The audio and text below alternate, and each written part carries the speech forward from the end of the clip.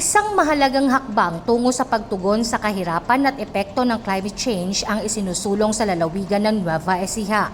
Matapos aprubahan sa ika-30 regular na sesyon ng Sangguniang Panlalawigan ang kahilingan ni Governor Aurelio M. Umali na makipagkasundo sa Department of Social Welfare and Development Field Office 3.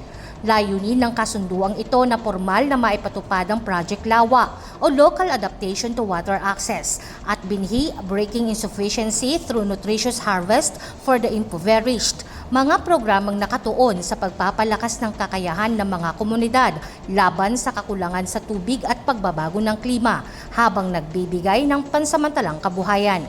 Ayon sa presentasyon ni Aljon Saragpon, Social Welfare Officer 2 at Provincial Focal Person ng proyekto, nasa ikatlong wave na ng implementasyon ng programa sa lalawigan, patunay ng umiiral ng koordinasyon sa pagitan ng pamahalaang panlalawigan at DSWD. Sa ilalim ng programa, ang mga napiling benepisyaryo mula sa iba't ibang lokal na pamahalaan ay bibigyan ng 20 araw na trabaho. Ito na po ang ikatlong wave ng implementasyon ng nasa ating proyekto sa ating lalawigan na nagpapakita ng patuloy na pagtutulungan ng ating pamahalaang panlalawigan at ng DSWD. Layunin po ng proyektong ito na makapagbigay ng pansamantalang hanap buhay habang isinusulong ang pangangalaga sa kalikasan sa mga komunidad na higit na nangangailangan. Kabilang sa kanilang gagawin ang paghuhukay ng imbakan ng tubig o lawa na magsisilbing patubig sa mga pananim sa ilalim ng binhi component. Hindi lamang irigasyon ang layunin ng mga ginagawang lawa, lalagyan din ito ng fingerlings upang maging alternatibong pagkakakitaan ng mga benepisyaryo.